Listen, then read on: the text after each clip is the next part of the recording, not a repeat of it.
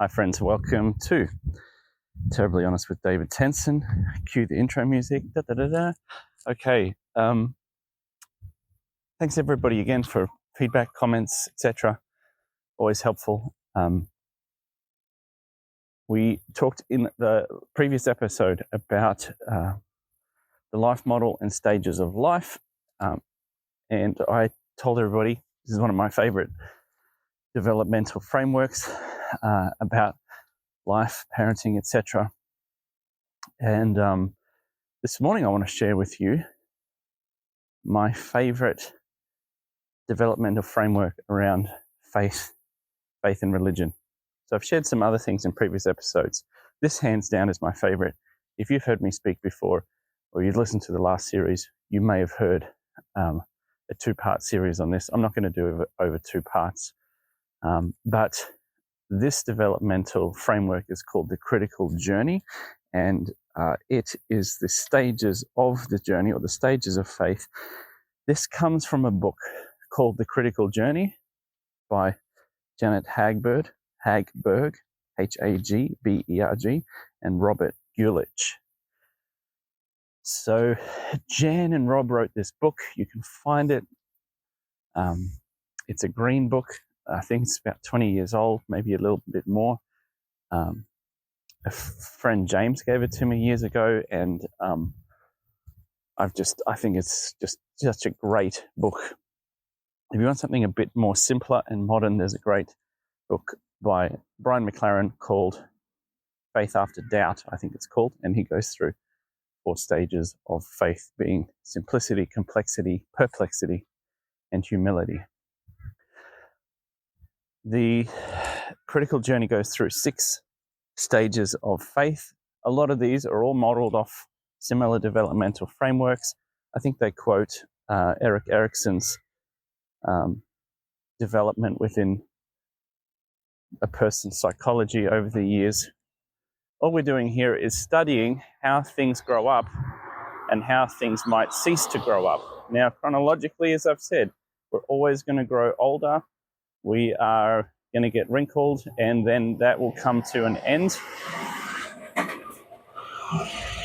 as we come to an end. Yep. Psychologically, though, emotionally, in maturity, in areas that are maybe not so tangible but experiential, we can get stuck. So some words that I've been using and I use in my new book that I'm drafting is arrested development is the sort of proper term often used in psychology. Arrested development, yes, funny show starring Jason Bateman and Will Arnett. But it simply means that your development has been arrested. It's stopped, it's stunted, it's blocked. And so in this framework, in the critical journey framework, we talk about being caged at a stage. So I'm going to give you this. I'm going to put a link again in the show notes if you want more information on this. Here are the 6 stages as a very quick overview. Stage 1 is the recognition of God. Stage 2 is the life of discipleship. Stage 3 is the productive life.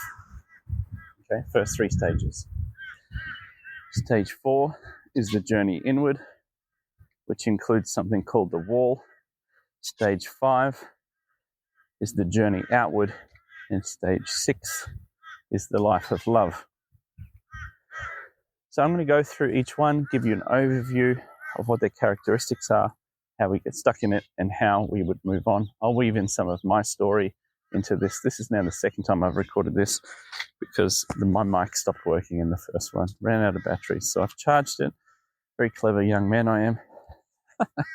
And I think this may help you. And the authors of this book say this developmental sort of framework can be overlaid across a lot of religious and faith experiences. So whether it's Muslim, whether it's Buddhist, whatever the case is, they claim that this is a framework that, in their research and theory, can work across these. I'm sharing this from a Christian experience and predominantly a Protestant one.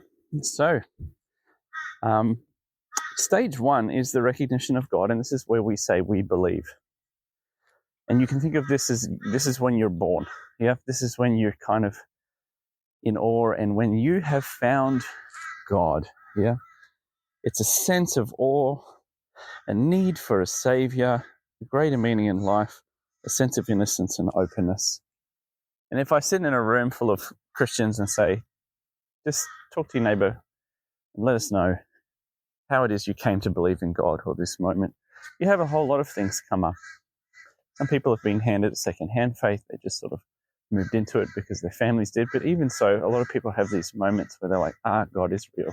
Or, I believe in God. I distinctly remember one man saying, I just really didn't believe in God at all. But when my first daughter was born, my first child was born, just a miracle of meeting this soul just had me, I knew I knew God was real.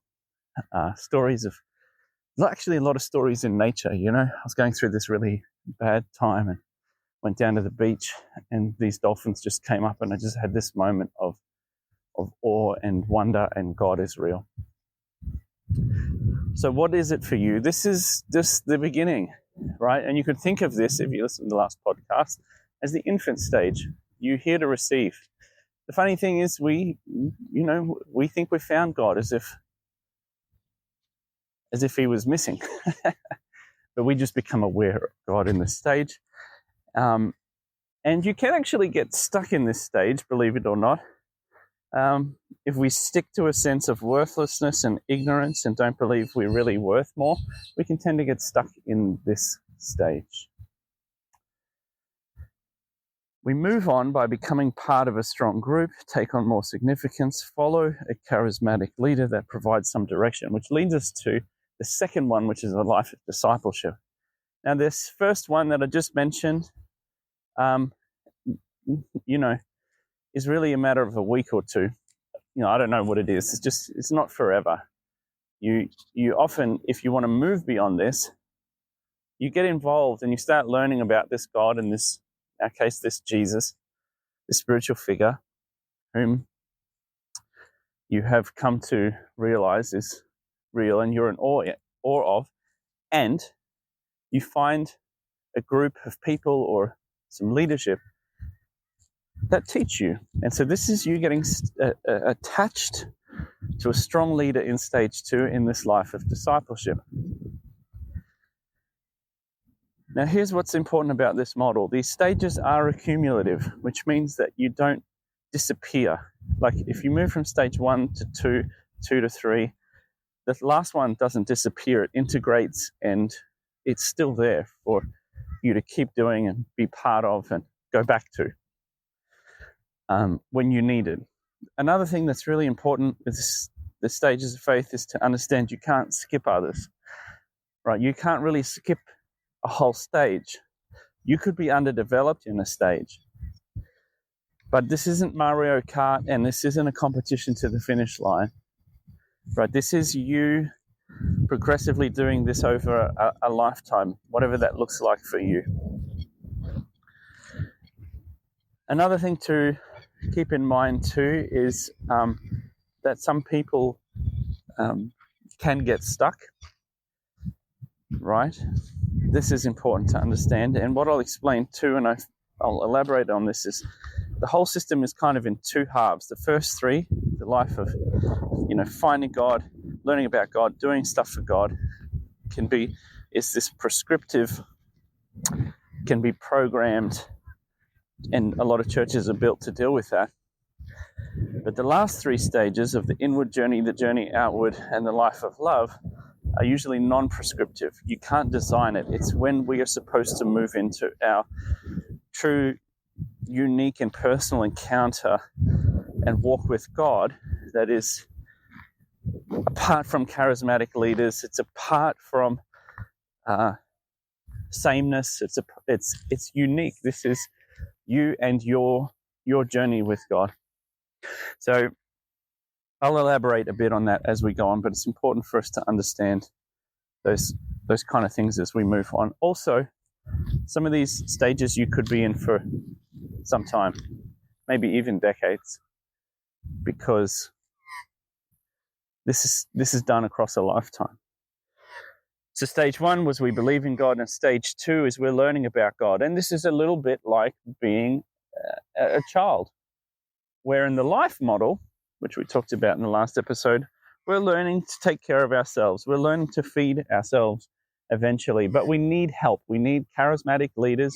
We need pseudo parents to show us the way and do what we want. And it doesn't matter if that pseudo parent, charismatic leader is abusive, is wrong. We still attach to them. Some of you have looked at other people who've grown up in faiths, or you might label them cults, or have been deceived by leaders, and maybe you've looked back too and seen the betrayal and the deception of leaders in the same way as people look back and see the betrayal and deception of abusive parents, and we wonder how it happens. Well, this is how it happens. It's just this human dynamic of us needing to attach to somebody, and usually we pick charismatic people because, hear me out here, certainty often equals safety. And so often in the realm of faith, faith is seen and demonstrated with a sense of certainty. And if we're certain about things, we tend to have safety. The parent who says, now is the right time to cross the road, and takes their child's hand and brings them across the road, engenders some kind of safety and certainty. This is what you need to do. This is where we need to go. I've been here before. This is how you do it. Right? So, in this life of discipleship, we end up also in can so often be just such beautiful and life-changing ways. We find meaning, and it comes from belonging. We're looking for answers, and they can be found in a leader or leaders. Usually, though, we bring things right down to a youth pastor, a pastor, maybe a wise parent, or somebody that is close to you that has taken on a role or a sense of responsibility, or maybe you've actually never met them and they're this distant teacher you've seen on YouTube or something, and that's who you follow. I mean, I've never met, there are millions of people in the US who have never met their president and follow him tirelessly, follow him without having met him. So you don't actually have to meet people, right? In this time too, there's a cause, there's a belief system for you to hang on to, and there's a sense of rightness and security in our faith. And this is why when somebody, to use the term, comes to Christ, becomes a Christian, becomes born again, says yes to Jesus, we say, go and get involved in a church and learn about Jesus. Buy a Bible, start reading, find a local church to be part of, because it's important for your faith development, however that goes. Now, we can, and we do find some people just get stuck here. They never move beyond this life of discipleship. They're always learning and discussing and certain and then uncertain, and they dig in here and they become caged by becoming rigid and righteousness in their own sense of righteousness. They get stuck because they're so busy and want to follow the rules. And they often develop this we against them attitude. They might even keep switching churches so they're not asked to do things. And they can keep talking about things and finding people who will disciple them. But we soon realize, and it might even be reminded in the scripture, that faith without deeds is dead, and it's not good enough to be just a hearer of the word, but a doer of the word. And so in this case, to move on, we recognize our uniqueness. We identify our giftedness. We recognize what we can contribute to our group, our church, our system. And I should say too, that this, you might belong to a recovery group, maybe a sporting group or something else. Some of these can be applied across other groups and systems as well. Sooner or later, you're like, I think I need to volunteer and be part of something greater. And so we move to stage 3, eventually, or simultaneously with stage 2. And stage 3 is the productive life. And we are about doing things for God. I want to do things for God. You go do your little test of what your redemptive gifts are, or what your personal gifts are, or what you're good at, the gifts that God's given you, and you use them to serve that local group or community. Here's a test, and we're having a volunteer day and a volunteer run. And what is lovely about this and wonderful, and I've experienced and I continue to experience in ways that I volunteer, is that it creates a sense of belonging. It creates a sense of purpose. So my kids go to a local state school here. I think there's about 1,800 kids at the school, between high school and primary school, and I've been the P&C president, Parents and Citizens, or I don't know what you call it in the US, P&T. Anyway, I've done that for a few years now, and I get involved and I get to contribute to this great state school that my kids are part of. At the university, I volunteer for particular roles, because it creates belonging. I feel part of it. I also don't just have a voice or a view. I have a vote in those cases. Some cases I even can veto things that are going to happen. And I can do this because I've built a capacity to be able to do this, because I've walked through this for many decades in a local church setting. And so you move to this productive life, this life at stage 3. And then you experience this uniqueness in community. I look at my son at the moment, who's taken up drumming and is playing in the church band, who has got involved with the youth group in some ways, and he's experiencing what I have, and I can see the sense of belonging, the sense of purpose, the sense of contributing, and also being able to use his giftings in this oftentimes safe and wonderful community-based place. And there's a sense of belonging to this church, that I'm actually contributing to this thing and being part of the body. And it's the same way in which we might grow up and the parents say, hey, David, could you set the table? Could you put the knives and forks out? Could you go and get those cups there? And we begin to contribute as we grow sort of out of our childhood into our teen years, that a parent begins to show the child how they can contribute to the family. Please vacuum that. Can you please grab that for me? Please put the trash out. Yeah. Can you please hang that load of washing out? Could you cook dinner, please, for us? Could you go down to the shops and grab these things for us? Because the greater family need that. And it gives them a sense of contribution. It gives them a sense of effort and reward. And these are intrinsically important. So I think these are important for us to do and experience in church, religious communities, etc. We feel part of the body. And there's just this greater sense of responsibility in areas of our lives. And you might look at this to say, like, yes, we're doing things around the home, but as a person contributes to the household income.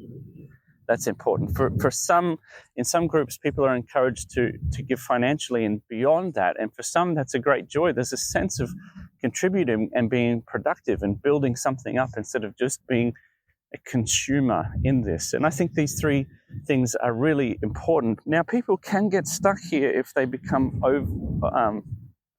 overly zealous in our way of doing things, right? Or they become weary of doing well, but they still end up doing it.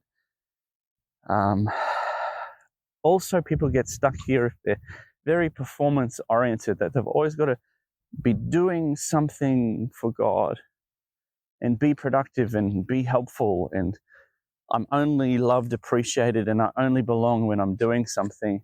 May be a lie that we've come to believe, or a lie that has been affirmed and confirmed because perhaps the group that you're part of has a great and huge focus on doing stuff for God. That if you're not doing things, you're not part of it. I belonged for many years and still attend in a small way a denomination that did these first three stages really well, but moved people really quickly onto this productive life stage. So you would come to Jesus, you would maybe spend a year, or depends on what you can do really, maybe spend a year or so learning about Jesus, but very quickly you're encouraged to contribute. And that might mean anything from stacking chairs to getting the tea and coffee ready to playing on the band. Some churches hold this stage space, the platform space, a little more sacred. You've got to prove you're a good and moral person. We don't want adulterers on the guitar, kind of a thing, but you're okay directing traffic, or administering our books. I don't know. That happens, but the group that I belong to had a great ability to get a lot of people to volunteer and then esteem those who volunteer.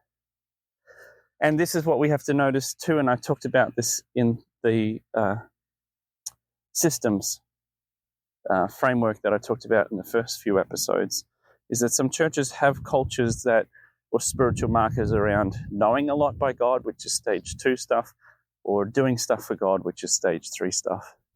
And if you belong to a church that has perhaps a strong emphasis on knowing things and being theologically correct and knowing the most about God, then stage 2 might be a place you get stuck in, and they suffer with volunteers, but they're all very smart. Well, they're all very knowledgeable. They all have a lot of data and maybe a lot of dogma. But in stage 3, they just get on and they do stuff. It's about being productive and serving God and understanding your purpose and destiny in life and what God wants you to do. So there's a lot of doing in this stage. So we can get stuck there, but eventually you would move on to stage 4. And look, by this time, for me, this was 20 years on that I got through the productive life.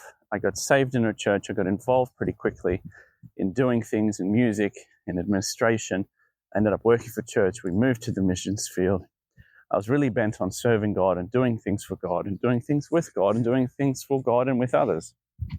Went to the missions field, got involved with some different ministries and parachurch ministries, and did stuff. But eventually, we lose a sense of certainty, right? Things we thought would work don't work anymore. We might experience a faith crisis or a personal crisis. We feel abandoned by God in the work that we're doing or supposed to be doing for God and with God. And others looking for direction and are seeking guides in this place, in this time too. So this would be an invitation into stage 4, which is the inward journey.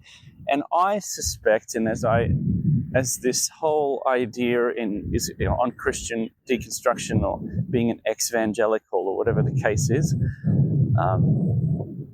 I'm not belittling that. It's got a lot of names over the years, but this for me is classical stage 4 stuff. Yeah, that it's not working for you anymore. Now, I know there's a branch of sort of Christian deconstruction that has woken up to church abuse and church neglect and things like that. I'm talking a little more about those that might have been in this for some time, served for some time. And when I say that, maybe a decade or two and been here and then hit this stage of genuine faith. And I'm not here to dictate how anybody deconstructs or what they go through. I'm just talking about it in context of the way this book explains some of these stages. Yeah. By no means do I want to tell anybody where and when and how they experience God, disappointment with God, or what stages they could or couldn't be through. I should add to, and I should have added this to the start, and this is explained in the book, that the 6 stages might be experienced in micro moments. You might have go through all these within a day or a thought, or maybe even a month. But if you step back and look at things over a lifetime, those little micro moments end up covering years and years. So it's not uncommon when I taught this, a 23-year-old is like, I've been through that. And I'm going to be honest, there'll be times of like, if you're at this stage right now and you've been in this prolonged of the fourth stage, this inward journey, if you've been in this for like a year or two, then we'll talk. Which is another way of saying the book is talking about larger life developmental periods, not a couple of months where you're frustrated. I just want to add that too. So looking at things from the macro, from a larger year over year experience. Okay, a lot of prefaces and disclaimers here because this is easy to perhaps be misunderstood, particularly when, deconstructing and being anti-establishment and bleeding out on social media is becoming popular. Also, some people have done a great job of making money and monetizing and building, eternal followers of all those who are deconstructing and done with their faith and changing. This isn't the end of the road, folks. This is stage 4. There is a stage 5, but you might be in this for some time. And if I look back at the span of my life, 47 this year, I've probably walked through this for about 7, 8, 9, 10 years. It kind of becomes vague, but if I look back, I feel like I have left or I'm leaving this slowly. Although you never leave it, you just become proficient. You're moving on, and you become proficient anytime you have to go back to a previous stage. So stage 4 here is the journey inward. And this is where we need to figure out a new way to do this relationship with God and others. This is when there's a life crisis or a faith crisis. There's a loss of certainty. Things that worked aren't working anymore. There's a search for direction or not answers, pursuit of personal integrity in relationship to God. The being and the doing, we want to move from doing things to God to being with God. And God is released from the box at this stage and sometimes looks and feels like you are losing your faith. Brian McLaren calls this perplexity. For me, things started to come apart. Like some big events happened, including going through bankruptcy, going through some deep financial hardships, having a whole string of bad luck, bad events, disappointments with God, things that we prayed for weren't happening. And I was in the thick of serving God. I was in the thick of stage 3 here of doing things for God. We're in full-time ministry, living by faith, living on the generosity of the general church and the kindness of God and random acts of kindness. And it was tough raising 3 kids. It was just very stressful, very hard. And I wanted to believe that if I'd served God, was faithful to God, and followed the recipe I'd been sold, that God would come through. We wouldn't go through bankruptcy. We wouldn't go through the hardship. Our children wouldn't continuously fall sick. Our cars would work and not break down. But that was not the case. And if you've ever read my poetry collection, The Wrestle, a lot of it behind the poetic language is from that period of me wrestling with God, who overcame me in the end, and we both won. If you read the poem Kind of Way, which is an allegory of the death and resurrection of Christ, it is also by and large a cry from somebody who does this. There's a stanza in it that talks about, I wanted God to do my things my way. The sort of sugar daddy slot machine, earth-shaking, deal-breaking kind of God that I could strike a deal with, that I could, and I realized this later, be the Lord of, as if I was some magic sorcerer or magician and in control of this supernatural power to make God do things for me. How could I call him Lord if I'm in charge? I realized later on. And in stage 3, you think this is how it works. But for me in stage 4, it was the deep realization that I am not in charge. I'm not that big. I'm not in control. And God disappears in the way that I saw him and then reappears. The life, the death, the resurrection. He turns up as a gardener and I don't recognize him, but I'm called to. I'm looking for God in this new season. And you're often propelled into this through some kind of crises, or for some people I've met, it's very subtle and slow. And there is this niggling sense of things are changing. Things aren't necessarily going good. In fact, they're going bad, but something inside me feels that there's deep calling to deep. There's some soul work to happen right now. I'm being called to something deeper. I'm being called away from the tribe, away from doing, away from safety and comfort, and I'm being called into the desert, into the liminal space, into the in-between space in this stage. If you adopt Joseph Campbell's hero's journey framework, this is when the hero hears the call and is called out into the wild to set off on his or her adventure, to face the dragons, to face the demons, to go into the deep and dark caverns, and to not only find God there, but find versions of themselves there that need to die, basically. They can no longer exist in the same way. And this is stage 4, of which some might call your deconstruction, but I think it should generally, over the period and the way that it's described in this book, is really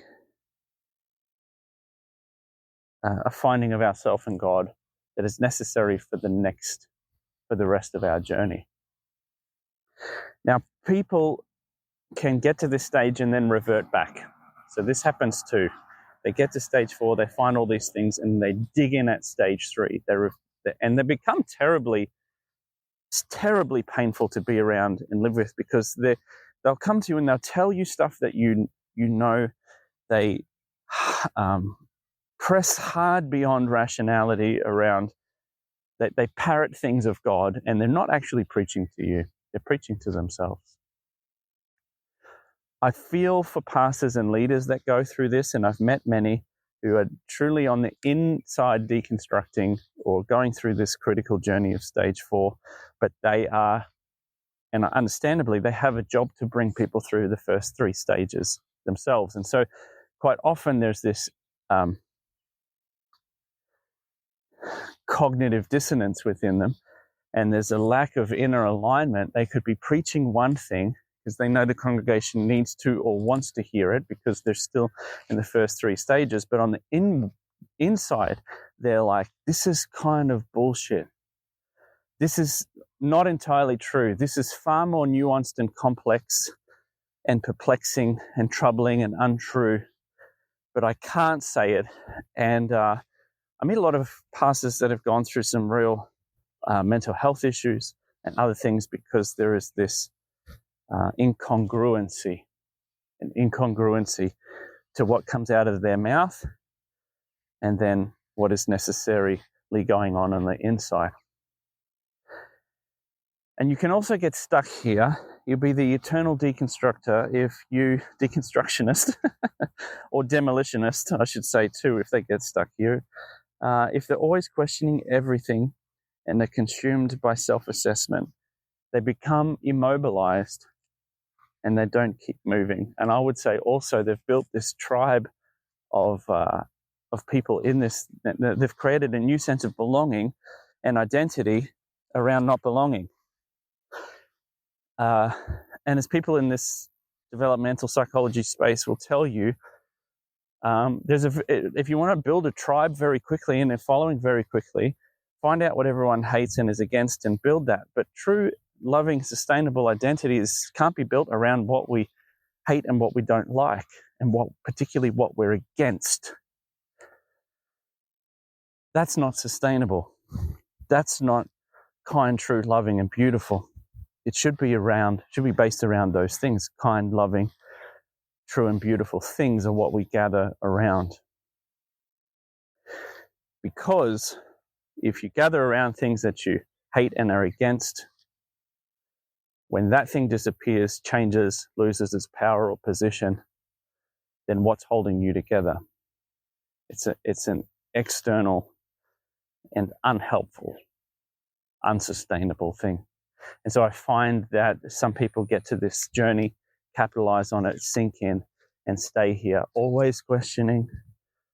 They're just consumed with self-assessment, because in this stage, this is when you want to have some self-assessment, self-reflection, which you've been too busy to do because you've been transformed by the renewing of your calendar, by doing things for God. Here is where you begin to have some metacognition. You think about your thinking, you feel about your feelings, go see therapists, go see counselors, find spiritual direction, get help. And if you don't belong to a denomination that has space for this, you won't find it from your local pastor in most cases, because people will think you're losing it. People get scared, because if people are in earlier journeys, presenting uncertainty isn't fair to them.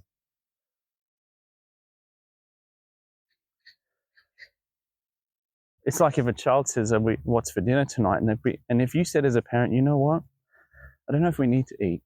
I don't know what is for dinner. I don't know if I feel like cooking. I've been cooking for 13 years and I don't know, darling. I don't know. I mean, what is eating anyway? What is food anyway? Why do we need to cook when people are hungry? Like, yeah, I've been really wondering about that. That child's sitting there starving saying, could you please feed me? They don't need that lack of certainty. They don't need the lack of certainty of like, when do I not cross the road? They need certainty. And so this inward journey is called that because we go through this largely in solitude or with a very small select number of guides. And it's important that this journey is done like that. That's part of your formation.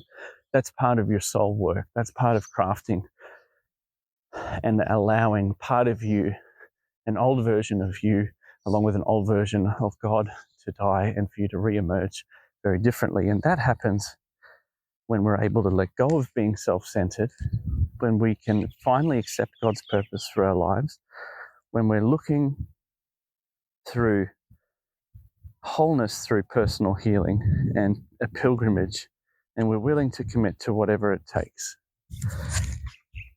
And this is largely, this is largely why my faith has evolved into something that very much feels like it's mine, and it's no longer homogenous. By that I mean it's not the same as everyone else's. And in the first 3 stages, you're really busy making sure your faith looks like everybody else in your tribe. But you move on through and into this stage. You go into the pilgrimage. You go this inward journey, and what you should find is something that's a treasure is yours. It's your treasure. It's your soul work. It's your soul craft. It's the emerging of that. I'm going to use other language here. The niche anointing that you had, the divine and single purpose that you have. There's something that a treasure and a flame that God has lit in you, and only you can really, truly be warmed by. In the long run, others might enjoy it, but it's yours. I'm hoping the wind is not too bad on this microphone. So we're in that journey, and then we hit this other thing called the wall. So the wall is where, again, things aren't working, and it's this mini stage within in the stage 4, the wall, and we end up resistance. And there's different ways that we meet this wall. And the wall is your Gethsemane moment. Yeah. It's this, not my will, but yours moment. It's this, I've got this far. How can I not get any further with all I've done and can do? And so God meets us at our strong ego or our self-deprecation at the wall. So the strong ego thinks that it can just burst through it or that the wall doesn't exist. The self-deprecation thinks that they can bury themselves under the wall like a worm. The guilt and shame-ridden part of us might think that we're not even worthy of looking at the wall or going through the wall. The intellectual tries to explain how the wall is made and that all just spends the whole time, the wall doesn't really exist. The high achiever thinks they can scale the wall in just one single bound. The doctrine-focused person is so busy trying to find versions of this and how their church did it and how their church fathers did it, become very about doctrine. And the people pleasers are just wanting to get through because everybody needs them on the other side. God, it would seem, doesn't have any of these things in interest, and those are the things that have to die. And you realize, and it's important that you realize that the only way you make it through is not by using the tools and the systems that got you this far in life, but to quote the Apostle Paul, in your weakness, he's made stronger. And this is where we laid these things down. And I have seen people stand at the wall and go through kicking and screaming and bleeding and bloody and refuse to get through. But it would seem that surrender is the only way through.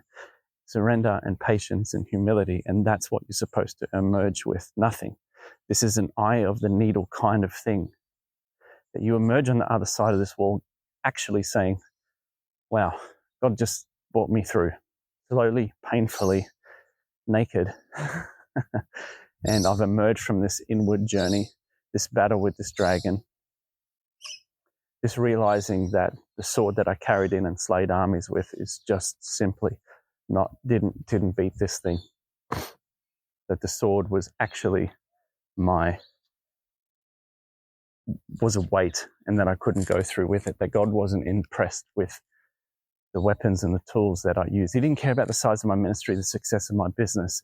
It wasn't that the failure of my marriage. It wasn't the self-deprecation. It wasn't that I was worthless and terrible. He wasn't impressed with my PhD. There was nothing. This couldn't bring me through. It brought me this far. It can't bring me through. This is so important. If we do this, we end up not striving. We just evolve. We grow deeper, and we realize something really important for the rest of this journey is that it's God that carries you, that life doesn't happen by you or to you, but through you. You can honestly say, in my weakness, God is made stronger. Like, that's just not a platitude. That's the truth of this moment you discover here. You see God in all of life. You know whose you are. You're God's person, and you begin to let go. And if you do that at this stage,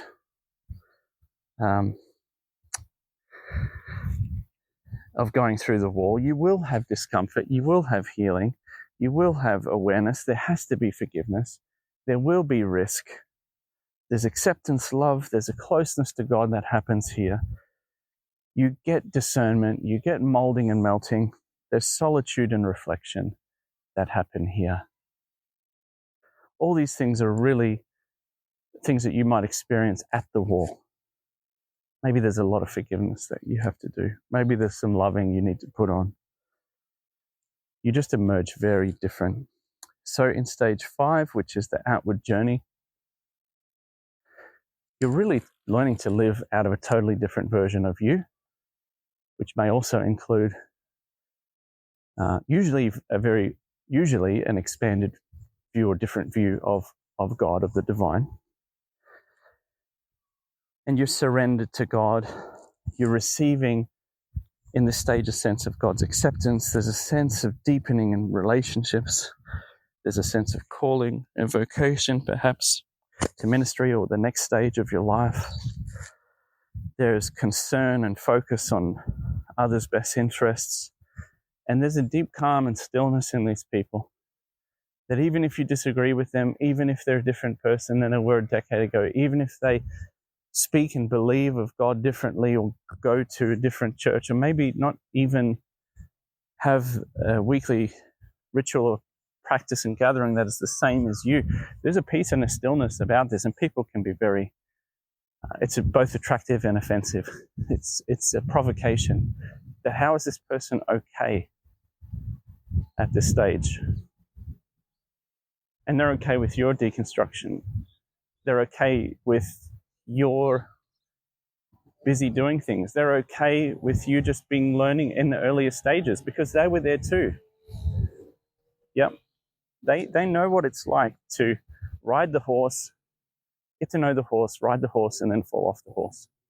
And then get back on and say, let's do this differently. Now, at this stage, you don't really get caged in. But others can see you as caged. Others worry about you far more than you worry about yourself. And I feel in the last maybe year or so, I've slowly moved into this stage. I'm starting this outward journey. And I say that with some great apprehension because, again, you never leave the stages. You just become more proficient at them and experienced in them. And I look at the last sort of 10 years and I'm like, okay, yeah, I really did the inward journey. I mean, I spent a lot of time and money and effort and hours in reflection, in counseling offices, psychologists, in prayer and devotion, reading and learning and wrestling with God. Again, my poetry book, The Wrestle, puts this in poetic language because it's hard for me to explain any other way. So you can just seem to others like you're out of touch with practical concern. You just don't care about things that are important to them, what this person's doing, what that ministry's doing, what this person said, even things like what this president's doing. You can seem careless, but you're not. It's just that you're just in a different zone. Yep. Your walk and concern is different. I actually think, and I think Bill Plotkins is onto something in his book, Nature and the Soul. I think it's called Nature and the Soul. That he talks about stages of development in his book, which I'll talk about in another episode. But he talks about going from egocentric and sociocentric to this stage of late adulthood or early elderhood where you become ecocentric. You care more about global things, around non-human things. There's a greater sense of you being part of something greater. You've lost your deeper sense of importance and specialness, which is a gift to yourself and others. I'm not that special. I'm not that important. But I can be not so special and not so important and not so whatever, attractive or not enough to some people. But there is a treasure I have inside and a battle that I've fought that has got me to the stage where I can both believe that I'm not that special and important and know that I'm deeply loved, held. And as my friend Tara Boothby explained in one of the previous episodes, I am truly loved, loving, and lovable. And I've experienced that on the inside. Yeah. I've walked through that desert and come out the other side. I've been through that liminal transformative stage. And so your opinion of me is just your opinion. Your thoughts of me are your thoughts. What shapes me are not just my thoughts of me, but my thoughts of me that are rooted and grounded in God's thoughts of me. And just a simple peace that passes all understanding. And I don't have to even defend it. I could explain it. But that's where you are at this stage. And I know a lot of people don't get here. I've discovered, and even if they do, they don't talk about it as much because it would seem that there's nothing special about them, but they do carry often this peace. And I've met these people and I was like, man, this happens. Now there's a final stage after this, which is where we let go, so where we are more we're just happy to be God's person in the space we're in. We see God in all of life. We become eco-centric, eco-focused. There's just a sense of you grow deeper. I love this idea of you just grow down. You don't grow up anymore. You're growing down. Your roots are going deeper and deeper and deeper into the earth. You are maybe entering, even this coincides with the autumn season of your life, maybe even the winter season, where the leaves are or have fallen off, and you're just interested in digging your roots deeper into the earth because you know that's what's going to nourish the soul. You've provided shade, you've provided fruit, but it's ripening and it's falling off. We just stop striving and we just understand that we are. Somebody used this analogy of you stop being a shark that swims powerfully against and through any current, and you become a jellyfish that just floats with what's going on in the tide and the current of life. And eventually you enter stage 6, which is the life of love, where it's really all about God. And this is where you live in obedience to God and wisdom. You've gained from life struggles. You're compassionately living for others. There's a detachment from things and stress. And there's just an abandon. You just live a life that's abandoned. And these people are rare. Sometimes, and in most cases, they'll never have written a book or be famous or hold a ministry title. Those that have, I would think of somebody like Henry Nouwen, Father Richard Rohr. These are all Brennan Manning. These are all actually Catholic priests. Teresa of Avila, even earlier in their life through hardship. Mother Teresa. Funnily, they're all Catholic, but I think the Catholic faith has done something unique, which will bring me on to this next point. I think it's because the Catholic faith is far more older than the Protestant faith. It's thousands of years older. Protestantism is only 500 years old. And it's interesting working with the Lutherans. I find more people in this stage as well within the Lutheran movement. But I come from a young movement. The Pentecostal sort of charismatic movement is what I was born into. And you meet some people in this stage, but not as often and not as many, and there aren't as many that are sort of well known or recognized, because the younger faiths are simply that, they're younger. You know, they're really busy on the macro level of doing the first 3 stages really well. Come to God, get saved, learn about Jesus, and serve and belong. And some of them do it very well. You want to know how, in my opinion, people at large churches like Hillsong and others, Bethel, and even local churches have grown exponentially. These Pentecostal, hand-raising, tongue-speaking, sort of wealthier movements is because they do these 3 stages very, very well. And that is part of what they do. But as soon as you have doubts and some uncertainty and you're not so sure about God, and I can attest to this because I preached at those churches, wasn't invited back, and was questioned afterwards that I even questioned God as if doubt isn't allowed. Or I remember a person coming up to me and they were 53. They said, I've been walking with God my whole life and you said you've been disappointed with him. Where's your faith, brother? And I'm like, okay. And his wife came to me afterwards and said, don't worry about him. You could see that there was something not right. She said, I know exactly what you meant and said, and I really appreciate it.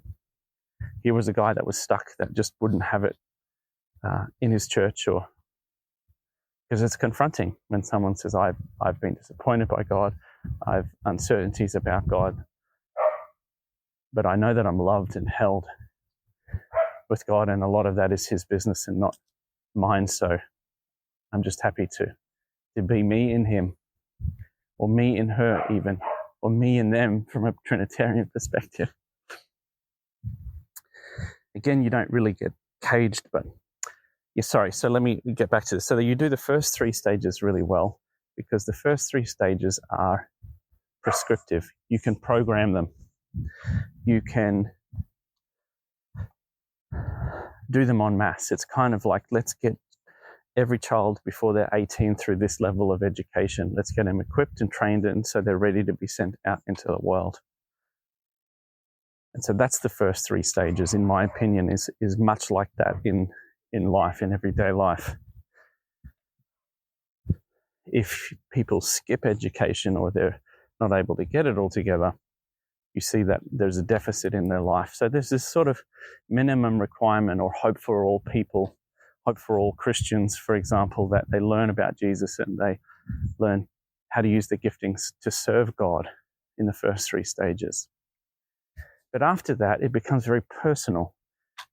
You've graduated, you're out in the deep blue world, and you're about to be initiated into what it's like to do hard things, to drive, to find a partner, to lose partners, to lose your license, to smash your car, to make friends, to lose friends, to find a job, to lose jobs, to be disappointed, to be surprised. All these things happen and they become very inward. And so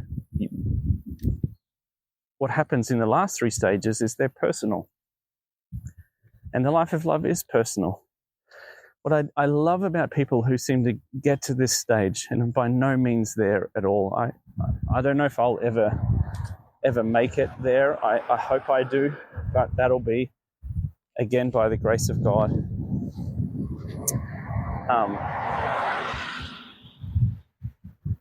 When they live this life of love, truly, it would seem again as if like they've just got this fresh, giddy love for the divine. It's kind of interesting to watch. It's as if they come full circle and they're back in genuine awe of God in everyday life, from the birds and the laugh of a child. Or I think of Henry Nouwen, who went from being a very well-respected professorial Catholic priest to being a chaplain at Larche, which was a community made for disabled people.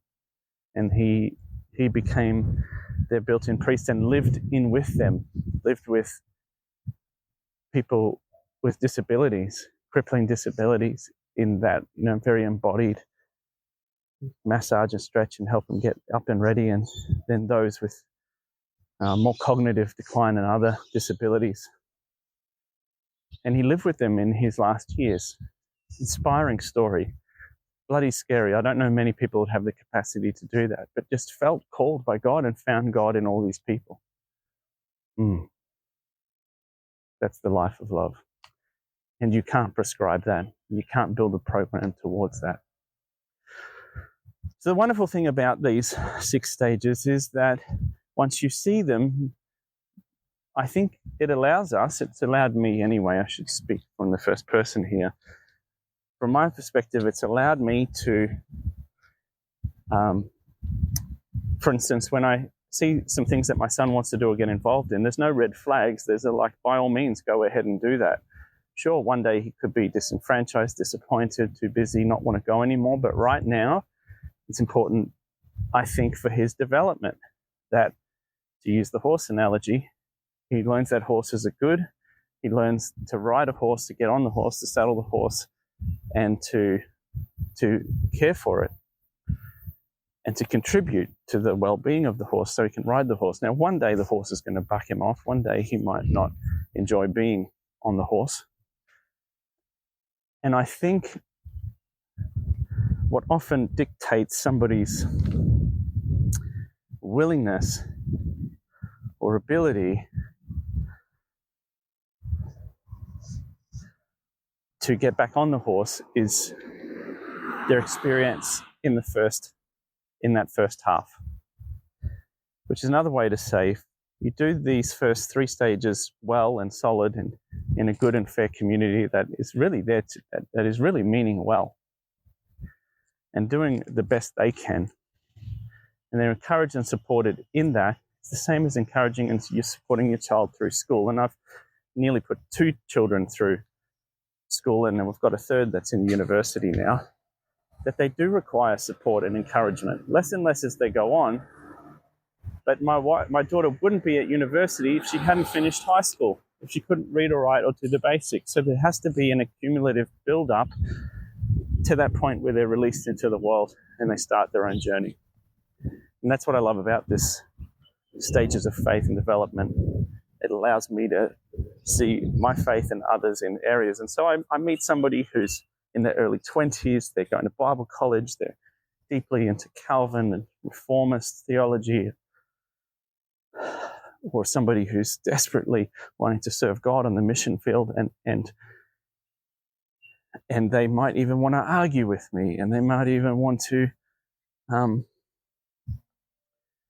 defend something vehemently or violently, and I let them. This is important to you.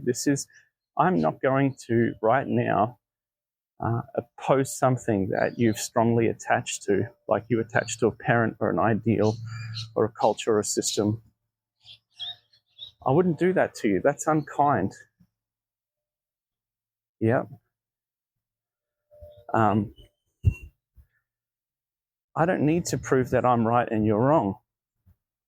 Go ahead. I get it. I get that you're here. I get that this is important to you and this gives you a sense of importance and security. Knock your socks off. Just don't be, I'll pull you up if you're being a bit of a dick. I'll try and show you some extra kindness, hoping that it rubs off. But this is you and your journey. And this is not the end. This is a step in it. This is a stage. And one day I promise you this, that the things that you hold on to deeply, if you dig in and you're rigid about them, in most cases you'll become a very unkind and unhealthy person. You're on track to become mentally and emotionally unstable if you can't have a sense of flexibility with some of these things over time. Because there will become a day where you might believe that a person's sex and or gender is a particular way, and you have a child who you love and have sacrificed for, and one day they come to you and they say, "Dad, I'm gay," or "I think I'm trans," or things, or perhaps you believe in this perfectionist and this health and you have a child with a disability, or you believe that God will always look after you financially and you go bankrupt. I promise you this, there will always be disappointment and something that is out there to challenge you in your ability to remain flexible and resilient and develop on past those stages, lured by love and beauty and kindness, and we could say the fruits of the Spirit. It's meant to bring you into a state of evolving and growth so that you are healed and aligned into the likeness and the image of Christ in you. That unique seed in you. This is how they'll know that you're my disciples, that you love one another. And this is the big marker. People that make these later stages, 5 and 6, they can honestly love anybody where they're at right now. People in the early stages struggle with that, and that's okay, and that's normal because they're still learning. So that's the stages of faith, of critical journey. I'll put some links in the bio. Let me know if this was helpful for you. And it was a longer episode like the last, but between the life model and the critical journey stage of faith, these have been 2 developmental frameworks that have been practically part of my life for a few decades and have seriously helped so much. And I hope they're perhaps of some help and encouragement to you too. All right, take care.